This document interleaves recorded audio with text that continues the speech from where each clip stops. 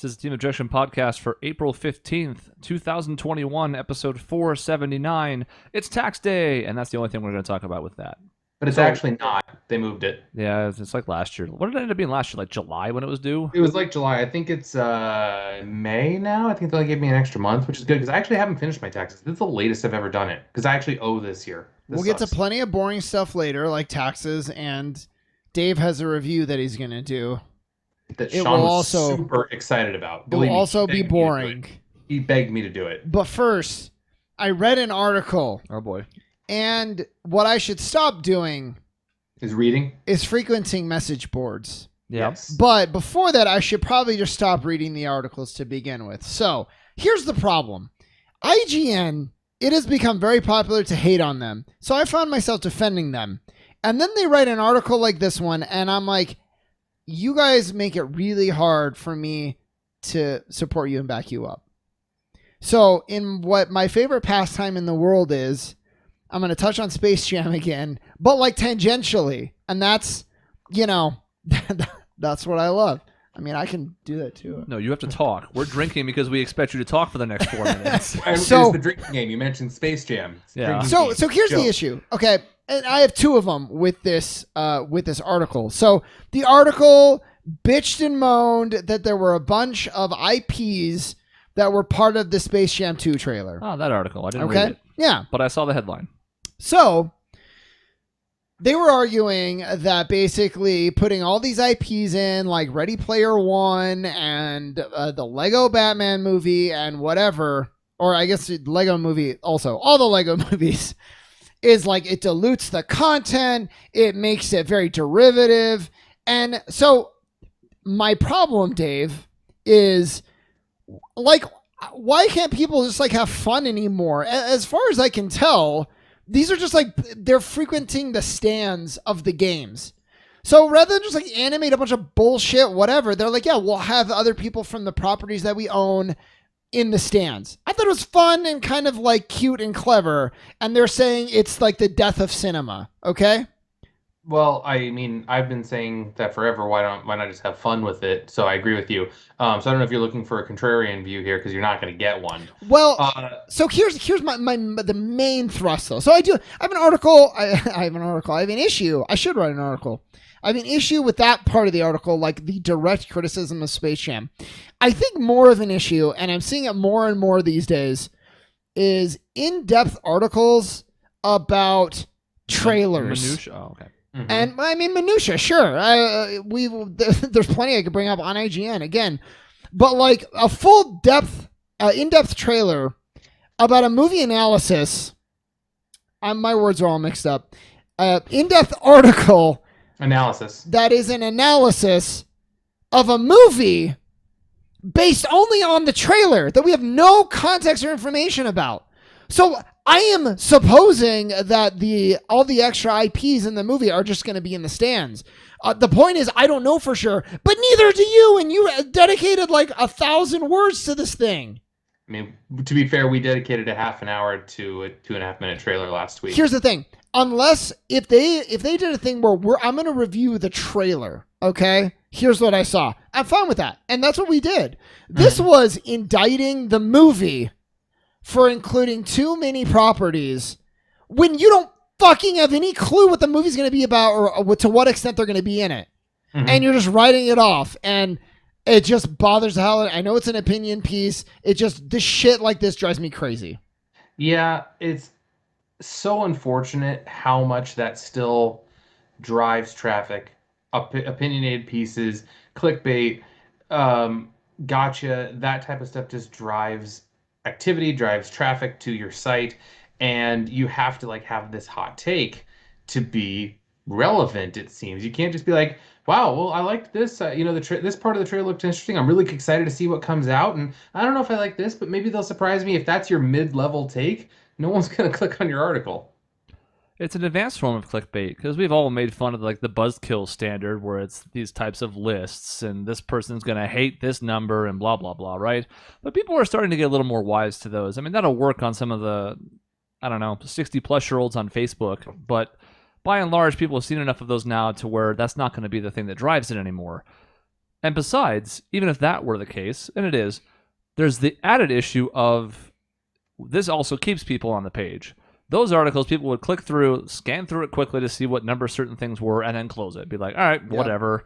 That was something. Maybe they agreed, maybe they liked it, maybe they didn't. Either way, their engagement with it was low. So what better way to increase that engagement and time on page, as opposed to just clicks, and embrace those new metrics than to engender a bunch of conversation about your dumbass post on the internet? It's too much water all over again. And I even kind of defended them on too much water. I was like, it sounds silly how they put that, but like I get what they're saying. I understand.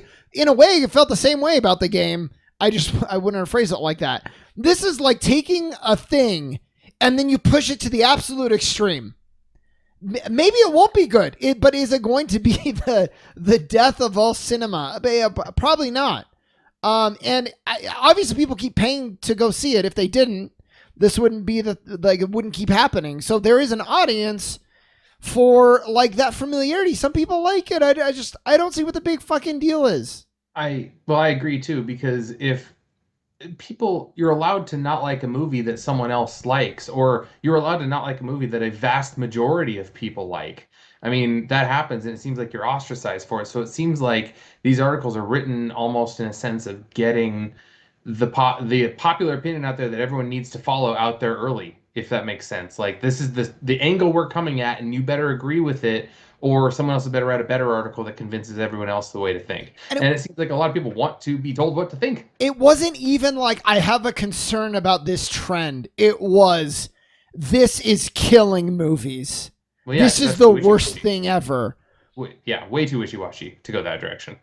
When I give talks, or when I used to in the pre-pandemic days, in groups of people, given my capacity at my job, I often talk about the Boston Marathon bombing and the rush for Reddit and Twitter to catch suspects from it, and how it sort of solidified the fact that journalism had its own lane still, okay? It was always going to be tough to compete with the rapid-fire nature of Twitter and other social media because, we're only so many people, but we at least made sure we got things right. So what happened after all the rush to make it like news first that happened on Twitter a few years ago? Now it's opinions first. Because there's no disproving opinions, even as dumb as they might be. In this case is a good example. Even the most ridiculous out there takes are still going to get discussion. Even if you can basically demonstrably prove them wrong, it's still not a fact. And that means they have this lovely gray area to exist in where they can kind of just say whatever they want. And the sooner they get that hot take out, like Dave mentioned, the better for them. Well, and not only that, you can put something that's almost completely false out there to get engagement and traffic of the people proving what you wrote false. Because you're going to have people that be like, look, I have to step in here, like that type of white knight type of thing. I got to say that this is wrong because X, Y, and Z. And then you're going to have people defending the original position too. It's just crazy how quickly people engage to that with well-meaning intentions, but they still get the engagement. Well, so real quick, on top of that, you can do that yourself. Your own site can then put out a correction or a follow-up article expanding on those takes and basically self-cannibalize your own views. It's phenomenal. Did we talk about the Chun-Li Immortal Kombat thing on the show? I don't think so. I meant to bring that up at one point, either in a hot take or something else, and we just didn't have the format for it. But Jezebel put out this ridiculously stupid article about why wasn't Chun-Li in the Mortal Kombat trailer, and it was meant to be tongue-in-cheek. Okay, and people lost their mind about it. Yep. So they issued a correction that was even dumber and more tongue-in-cheek, and people still lost their mind about it. And then they went, what are you guys losing your mind about? We know better. And it's like, you've just wasted everybody's time, okay? You've undermined your own credibility for nothing. So the whole point of it is basically, in addition to everybody else getting to fire shots at that, which creates their own traffic, they can even do it themselves. It's a beautiful cycle. Well, and the adage is, if you're going to do something satire or comedy or whatever, you can do almost anything. Almost. You just need to be funny. That's the big thing. Mm-hmm. So, and that wasn't. No, it wasn't. And I've thought for a long time, man, IGN really needs to get their comment boards, like they need to get their shit together. This is a cesspool. It is a cesspool. It is the cesspool of the internet. And then I realized, no, you know what? They just they feed it. Like, this is what they want. They're actually fueling the comment boards. They love it because it's engagement, and there's part of it I understand with the industry, but it's still just, man, it sucks. It's the most hateful, worst messages you've ever seen in these comments, and it's every article. They politicize the people reading the articles. Everything. It's Yep. amazing. It's fun. I feel like that's a very short-term business model, because if you feed to that and you pander that, I mean, it's going to work in the short term. But I think the people that you want to, or the majority of people, will end up getting sick of it, and you'll have the same trolls that come over and view your articles still. But I think you're going to lose readers over a long period of time. You're going to lose business over a long period of time if you let yourself become that cesspool, because your articles are going to follow. Because if you get the engagement via comments, no matter what you write, then who cares what you write, if that makes sense. So I think you're going to lose engagement over time. I mean, this is anecdotal, but I used to, back in the day, IGN was like, oh my God, there's a website that just writes about video games. Like, that's so cool. I would sit there sometimes and like refresh the page for like a new article. Like, I loved it. Now I am so sick of it. I'm like, maybe once a week I go there. Most of the time it's like once every 2 weeks, because I'm just like, I'm tired of it. I'm tired of their stupid opinions. I'm tired of the comments. Like, I just hate all of it. So I mean, if we're talking about me, Dave, I think you're right. No, I mean, and in a sense, it's really a really glowing endorsement for print media. I mean, because when my introduction to IGN was along with Game Informer. Like, I think a lot of the writing and stuff, Game Informer and IGN were very closely linked, because when I worked at GameStop, what magazine did we sell? Game Informer. A lot of the same writing staff, a lot of the same articles and things were shared between those two. I used to read the magazine Game Informer a lot more than I would ever read a website about that type of stuff, because I was in the store and it made sense to read that type of stuff. You didn't have that kind of stuff back then, because obviously people can't have comment boards on magazines like that. So that's actually a really good endorsement for print media, Chris. Yeah, there you go. We'll say print media tonight. It'd be a great endorsement if anybody was willing to pay for print media, but I know. unfortunately, people want that quality without that effort or that level of dedication. So, but goodbye, my industry. Yeah. I mean, like, and this is just one example that, just in case someone's listening, is like, wow, Shaun's kind of jumping the gun. They did one about the PS5, Sony's in big trouble because they're putting a lot of emphasis on too big to fail games, and they're no longer, which they take is they're no longer doing anything independent. Now it's only sequels. I mean, I personally, I agree. It's a little bit weird that we're getting a Last of Us remake. That's strange. It's like, seems like it was a new game and it was just remastered.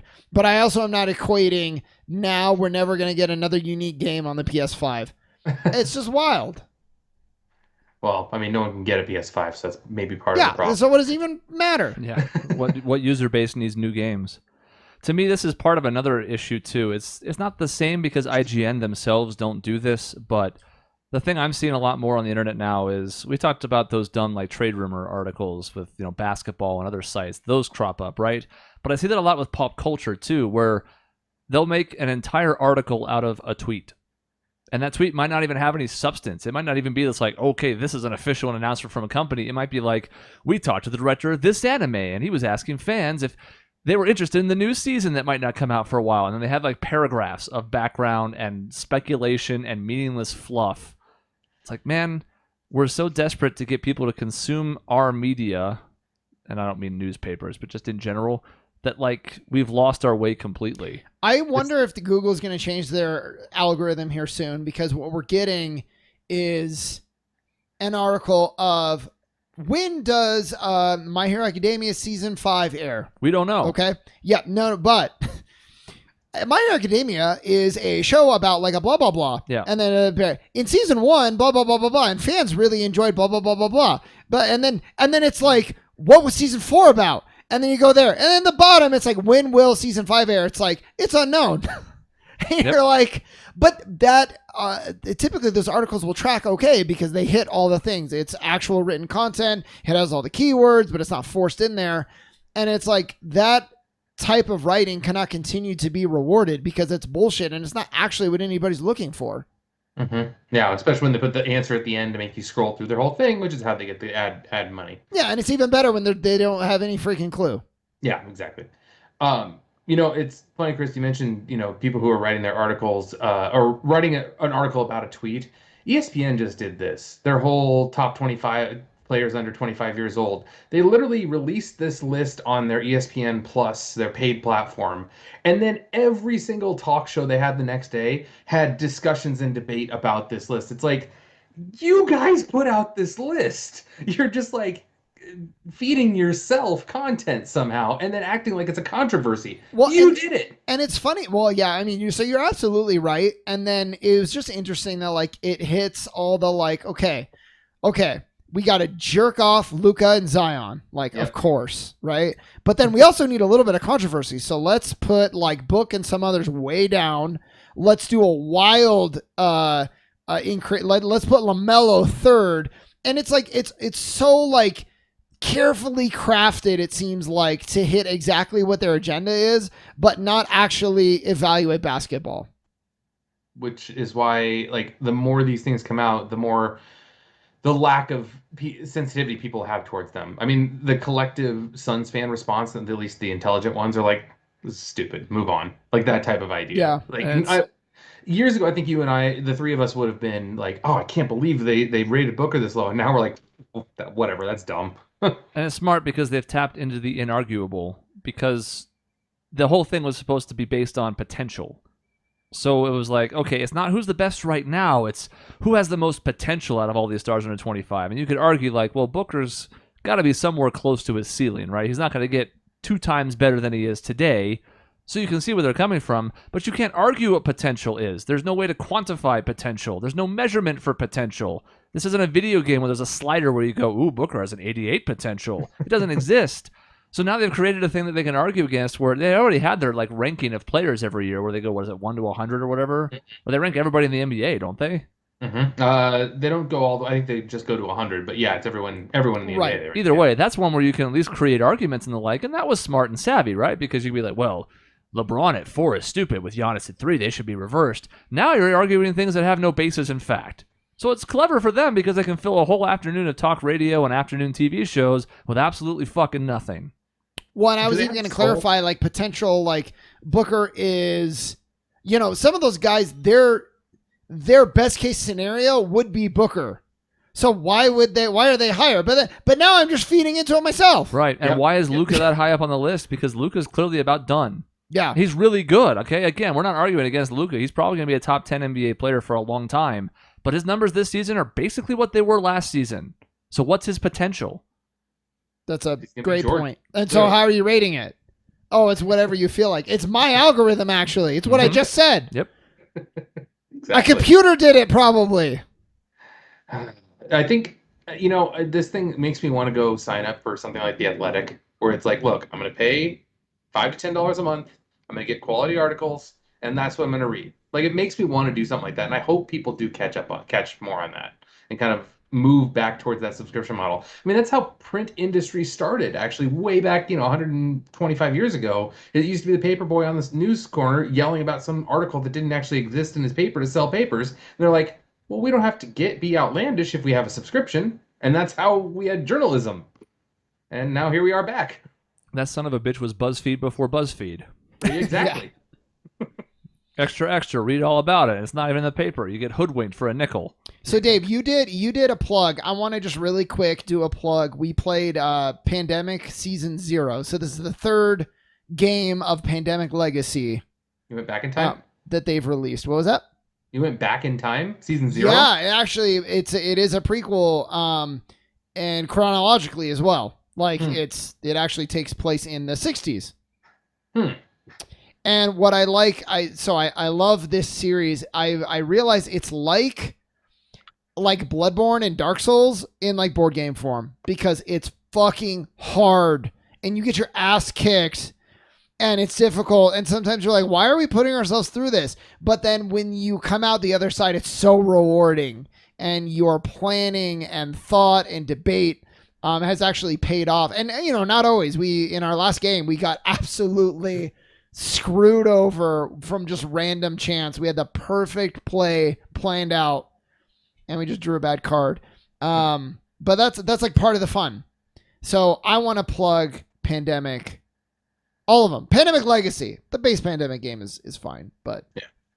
I remember playing the base pandemic game and feeling like we're doing great. Like, all right, we got this virus under control. We're doing great. And I remember Chris just sitting there going, we're screwed if we don't do this right now. And it was just like, oh God, things fell apart so quickly after that. Yep. It was crazy. It was crazy. There's a lot of that, but it comes from like 4 different areas. And it's a fun game because there's so much going on. There's usually an opportunity for every person at one point or another to be like, oh shit, guys, we got to do A, B, or C, or we should really capitalize on this thing now because we're not going to get a chance later. And it's great, but it's harrowing. And the games were taking us like 3 to 4 hours per game, which is a lot for even a Pandemic Legacy game. The most Isn't that a impressive, little- the most isn't that a impressive little thing to on the me nose? is how they've basically expanded on their process over time. Because the base game, like you mentioned, is fine. You know, it's got some limited appeal to it, but it's the same process, right? Forget the legacy components. Just the game itself doesn't really adapt. It's the same thing each time. Just depends on where the fire is going to break out on the board. Yep. And then season 1 had a lot of really good things going for it. A couple elements we didn't really love. A couple decisions that you're like, I could take it or leave it. But it's a pretty damn good game. Season 2 was almost a masterpiece in my book. And now season 0 is better than that. And you can see how they keep learning over time because the number of different systems that just continue to pile up over time and lead to you being screwed are almost impressive. And they're still balanced. You can still overcome them. So the amount of testing and just the things that they've learned over time, I think, are really impressive. But I mean, like, I like to think we're smart people and we play a lot of games. So we have like both of those things going for us. And it pushes us. Like we run into situations where like we don't even know like what to do here. And we had to like think about it. And we're like, oh, there's a certain sequence to be able to navigate this part of the board. And you really had to think about it because at first glance, it's not even possible. So it's really fun, but goddamn, it's a lot. Isn't it a little bit too on the nose to be playing a pandemic board game in the current times? Well, it's more like a spy thing in this one. So you're putting like agents on the board, like KGB agents or something, and they like have like they induce like panic and riots, and that's like what like it escalates.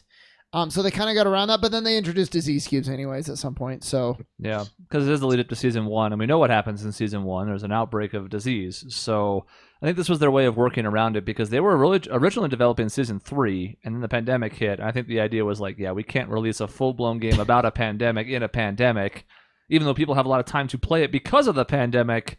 Some people are going to think that's in bad taste. So this was kind of their workaround. especially because in the second game, the world has been fucked and it's like over and you're rebuilding. It's like a Mad Max situation.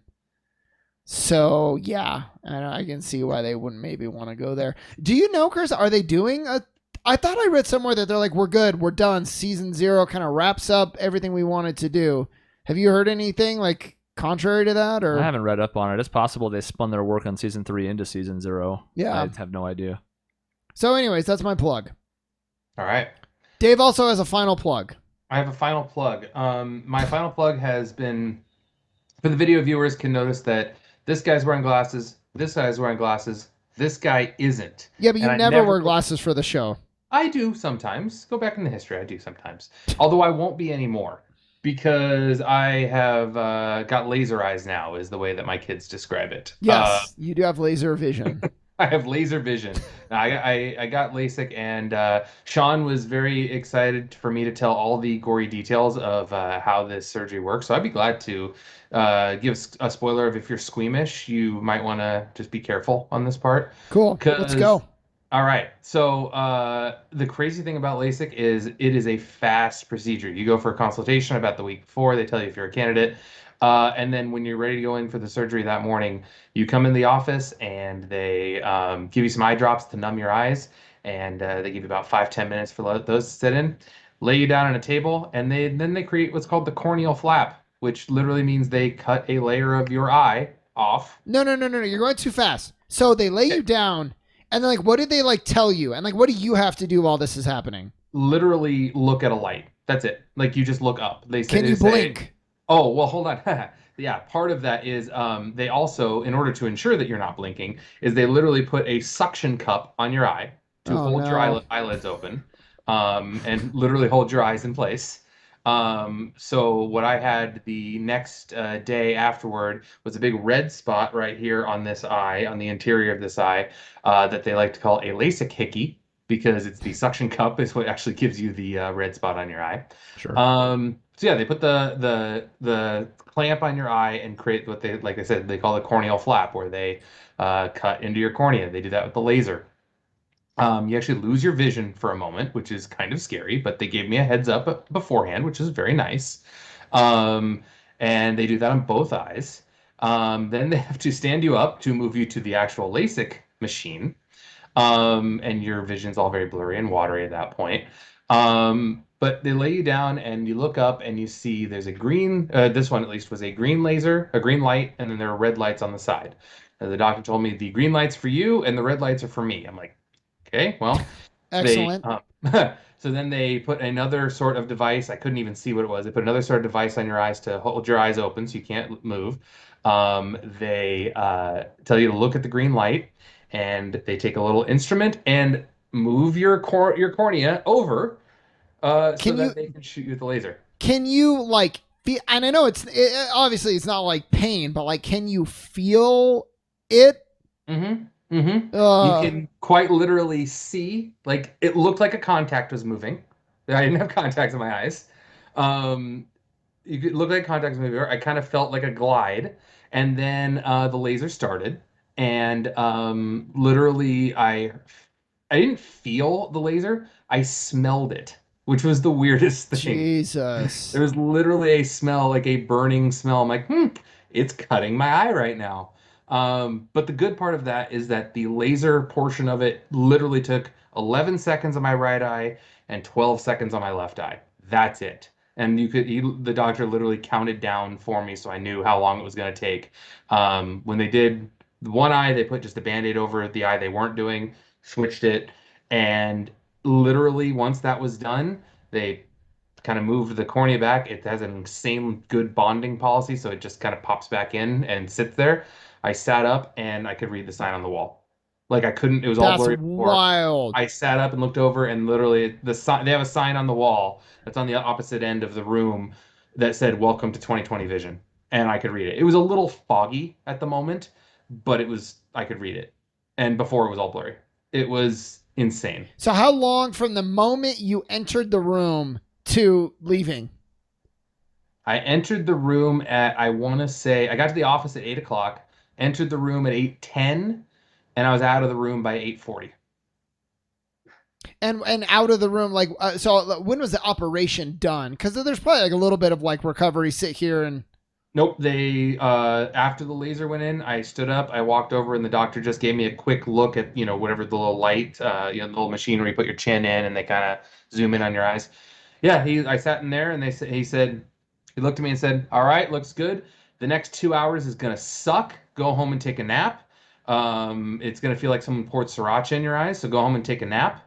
And that's what they recommended. And you can't drive yourself home after that, so you have to have someone come pick you up. But as soon as he gives you the okay, you're done. You're I'll out. drive myself home. Thank you very much. I mean, you could. I wouldn't recommend it because the moment I got out of the room and they give you like this stupid little pair of sunglasses, a little cheap pair of sunglasses, just because you're very sensitive to light for some unknown reason. And I walked out and I sat in the waiting room because I was just waiting for my ride to get there because it went faster than I thought. And I was just kind of looking around thinking like, wow, I can't believe I can see everything. I don't have glasses on, I have contacts and I can see. And I was like, ow. Oh, my eyes are really, my eyes are dry. Oh, they're really scratchy. Oh, I can't keep my eyes open. And I could not, I barely could keep my eyes open. Like I had to force my eyes open for the next, like 5 hours. Other than that, I was like, yep, eyes closed. This feels really good to keep my eyes closed. It still hurts, but it feels way better than keeping them open. So I'm a powerful blinker. What if I blink when the laser's there? You won't. They hold them. They literally hold your eyelashes open. What if I blink through the whole thing? What if you power through? Well, I would consult a medical professional on that one because I can. I mean, the laser's pretty precise, so I don't imagine it would go well for you. I'm actually being dumb. I think I've read that there is an auto shut off just in case that happens. That's pretty good. instant. I mean, the craziest thing about it is like I actually read a lot about this. The history of LASIK was the first person that learned how the corneal shape is and how your eyes focus and that type of thing, literally cut somebody's cornea, put it into liquid nitrogen so it could freeze. Then they could shave the cornea, and then they replaced it. They thawed it and replaced it for the person. That was the first LASIK surgery. Yeah. That was with awful. That sounds terrible, and I never ever want to imagine that happening because mine was over in less than half hour. So Well, if you told me this procedure, I would be like, that must work. And I didn't know the science. I would be like, that must work 20% of the time. 80% of the time, someone's either blinded or killed. Like, that sounds terrible. There's no way that works, but it does. I mean, yeah. they almost never have anything that goes wrong. No, the office that I went to says they do surgeries on Thursdays and Fridays. They do about 40 a day. So they're doing 80 people a week. The doctor himself that did my surgery had done over 35,000 in his career. So it's so ridiculously commonplace now. It's all laser too. They used to literally have to use a blade to make that corneal flap. Now it's all lasers, which makes it even safer. The computer does it. They take a literal picture of your cornea to make sure they get the right shape. It's insane. And I'm 5 days post-op now, and I see my follow-up. I had an appointment the next day. I see 2015, which is better than 2020 vision. So It's about where my dad was at when he got it, and he's eventually slipped from there because your eyesight gets worse as you get older, no matter whether you start with perfect vision or shitty one that gets corrected. But it's kind of nice to know that if that's the case, you have some room for a few years even before you might get to 2020, and then maybe someday you might have to wear like reading glasses. Oh no. most people, from everything I've heard, most people have to wear reading glasses, and that's because it's not the shape of your eyes, it's the muscles of your eyes that actually start to fail. So almost everyone needs reading glasses at one point or another because of just getting older. Yeah. That's wild. Is your eye sensitive now? Like, can we not play basketball anymore? No. I'm fine even now. They're still a little sensitive. You can see the little eye drops. These are little eye drop things that I've been putting in my eyes constantly. Like the first day, it was like every 10 minutes. I'm like, eye drop. Yes, thank you. Oh, thank God, that feels better. Now I'm putting in maybe, every hour or two, I'll put a couple drops in just to kind of soothe it because my eyes are still a little dry and it's, almost a week out. But the past 2 days have been so much better than the first 2 days. So it's just going to get better. And I could play basketball this weekend if last time I popped Dave in the lip and I was like very tender around him for the rest of the game. Now it's gonna be like that, but the whole time. Yeah, exactly. No, I mean, I even asked him like, hey, I like to do some sports. I was like, are you worried about it? How much should I be worried about it? He's like, well, you're not gonna play this weekend, are you? I'm like, no, I wasn't planning on it. He said, okay, as long as you don't get like your eye gouged out, you're gonna be fine. I'm like, oh, well, that sounds like it could be a problem regardless of any surgery. Yeah. Probably. Yeah. Yeah. Yeah. Okay. So, I want to say I've started officially saving up for it. It's like what? 4,000 on the high end? I mean, some insurances are better than others as far as what they cover. They consider it an elective surgery, so not a lot of insurance covers. Like they don't cover almost no insurance covers the whole thing, because it's considered elective. Yeah. So 4,000 to go. So 4,000 total. I only have about 3,500 more to save up, and then I'll be able to do it. And I will say every place in the world will offer you free financing, no interest financing if you want it. So you can do it that way if you want to. I mean, getting in debt, I don't recommend that for anybody, but maybe I'll go to Mexico and do it. That is an option. It's probably significantly cheaper there. However, your ratio of 80-20 probably is a little bit more skewed in that way if you go to, an unlicensed doctor. I heard it's just a red light. Like it's not even a laser. They shine a red light at you and then they take a scalpel to your eye. So, but it's affordable. So effectiveness, nah, but yeah, I mean, we'll see. You miss 100% of the shots you don't take. And you'll miss 100% of the shots after that surgery because you can't see. Yeah, that's true. Yeah. Well, welcome to eyesight. It is the weirdest thing, like waking up and like going to bed now. I mean, because my eyes are still dry, and it actually feels like every once in a while it feels like I have to take my contacts out because my contacts would dry out before. I'm like, take out my contacts and I'll feel better. Now I go to bed and I'm like, I don't have to do this. Like it was such a part of my routine going to bed, either taking my glasses off or taking my contacts out, that type of thing. It was such a routine going to bed. And now I'm just like, all right, good night. And I lay over and then I wake up in the morning and I just see. It's awesome. Why are we welcoming him to eyesight? Neither of us can see. It's like a city. Oh, okay. That we're not invited to yet. Now I am. You might get LASIK someday, right, Chris? Your dad did it, so like. Maybe. It's one of those things that it depends on how much you hate your glasses. I hated wearing my glasses, like 100% hated them all the time, and wore them because I had to. And so that's why I wanted to get it. If you don't hate your glasses, if you're used to them or you like how you look in them, I only hate them for sports. yeah. And Yeah, contacts work for that. And that was the thing. I hated the ritual of contacts. So that's really the reason why I wanted to get it. I just like them for that, but I don't like the way I look without them. So it's tough for me. Yeah, I know I could just wear like frames with glass, nothing, no prescription. I could do that, but then I'm like, well, what was the point of any of it then? There has to be an element where like you're just not used to it though, right? Like your face. To some extent, but I mean, the part of my face that's asymmetrical is exaggerated when I'm not wearing glasses. But that's cool. I mean, asymmetrical is cool though. Look at Natalie Dormer, dude. She's like crooked. Her face is like, it looks like a Picasso painting, and she's like beautiful. I'm saying you're beautiful, Chris. She is more beautiful than Chris, but I agree with your point. Oh, well, I mean, I'll disagree. We'll see. Chris, take your glasses off. No. Damn it. Oh, all right. Well, good. That's the end of the episode. A strange two things we've talked about just in isolation, but it makes sense. It's what's important to us. You know what else is important? The Suns won. There's a Suns cast coming. Maybe not next week. Just soon. Pretty soon. We've only got about 18 games left, I think. Yeah, well, I mean, at this point, they have almost exceeded all of our win totals, and we were probably more aggressive in our picks for those than almost anybody in the country. Yep. We had them in the 40 to 42 range. They have 39 wins after tonight. So Yeah. What did we say? Absolute max, we would have been like fourth. It's unlikely, but like they could be fourth. And then maybe they'll fall. You never know. But I said top 3 if everything went right. Second for any length of time, I thought was impossible. So now, even if they fall to fourth, it's still absolutely exceeding expectations. It's almost a disappointment if we fall to fourth now. Oh, yeah, it is. And some Suns fans will lose their mind over it. Yeah. I'm just how happy easy we forget. Mm-hmm. We're going to be in the playoffs. This is going to be fantastic. Yeah, I mean, we haven't mathematically clinched a berth yet, but we're going to be in the playoffs. Even at least a play-in game. Like, there's no way we fall out of the top 10. No, not at all. And we're game and a half out of first place, and we beat the Jazz twice already. This is good news, guys. So we'll touch on it here soon. We'll probably do. Here's what I'm guessing: one more Suns cast before the season's over, then probably like an end of season 1, and then you know what? Honestly, after each round, fans. Yeah, I don't know though. I don't know if we're getting on and we're fresh off a playoff loss or heartbreaking loss or like tremendous win. Who knows? I can't vouch for that. I'm not against having multiple episodes per week, depending on the severity of the win or loss.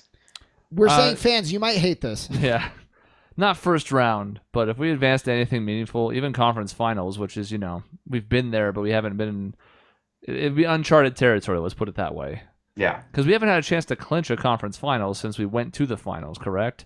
Like we've had 2 wins in the conference finals, but we've never been in a situation where the next game we would be in the finals, right?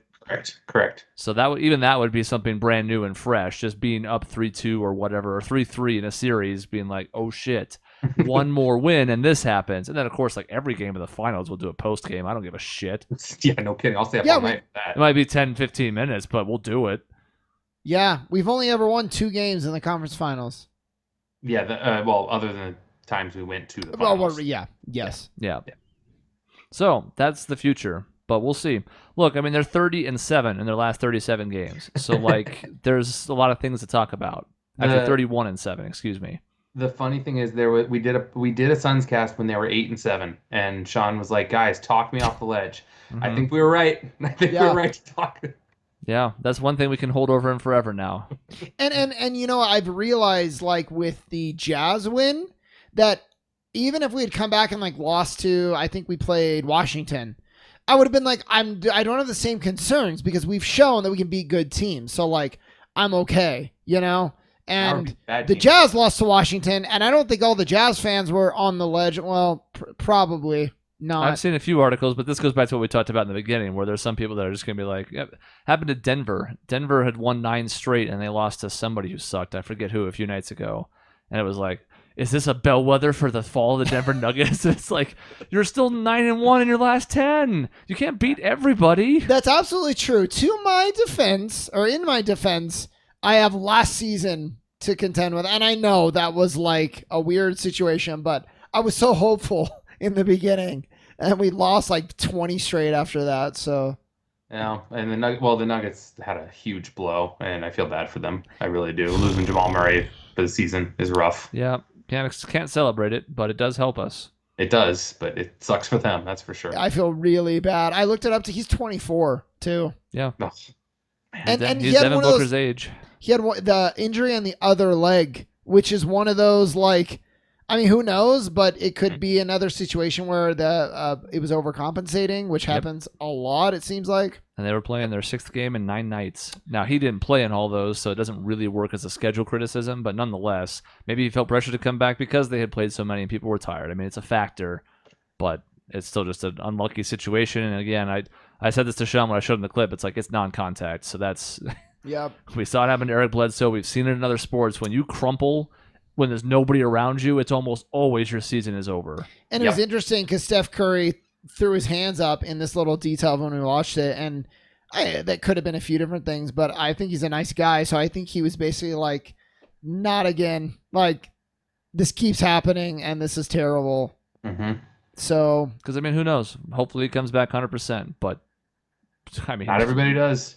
Not everybody does, and a lot of people come back, and maybe they're themselves to a certain extent, and they get hurt again. I mean, look at Klay Thompson, look at Gordon Hayward. Like, I mean, you just never know. Well, and he's not a Kevin Durant where even, coming back, you still have the talent of being 7 feet tall. Yeah, so if one you of the best lose a shooters little of all bit, time. it's okay. Yeah. I mean, Murray's a good enough shooter that he can get by with 80% of his athleticism, but losing his ability to drive so recklessly would hurt him a lot. Yeah. Not Russell Westbrook a lot, but a lot. But we'll see what happens. Maybe he may come back 100% and just put the whole thing in the rearview mirror. But prayers up, as they say. Yep. All right, that's the end of the episode. In between shows, you can find us at our website, objectionnetwork.com, or at youtube.com/objectionnetwork, where Dave can watch new videos 7 days a week without glasses or contacts. We'll see you next time.